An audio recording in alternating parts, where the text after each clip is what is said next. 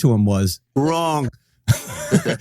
okay, you should be speaking politics because politics affects policy and policy affects people, and we're supposed to love people. Well, he didn't know that until 2019, Rob, until you mentioned that to him, and it opened his world up. Well, yeah, that's kind of you, Frank. I would say that Charlie already knew that. He had just never been invited to do it. And he had such a respect for the pulpit in America.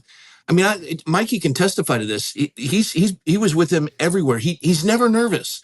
I mean, the guy's facing death threats every day. He doesn't get nervous. He was nervous that Sunday. He had such a respect for the pulpit and for the Word of God. And he just had never been invited. He thought that, his upbringing, everyone had told him, you just keep that out of the church. And he found a different church at Godspeak. And that just started for him something I got to be a part of. And I was blown away. And here's the other thing. Jack Hibbs invited me to come to his Wednesday night service. And when Jack Hibbs invites you to do a service, you've arrived. Mm-hmm. And Charlie had just spoken at our church that Sunday, and Jack called me to do the Wednesday service at his church. And I go, Jack, you don't want me. He goes, what? I go, yeah, you want this guy. His name's Charlie Kirk. And Jack, kind of all pastors, isn't he kind of political? And I go, listen to his sermon on Sunday. And he did. And he goes, let's have him.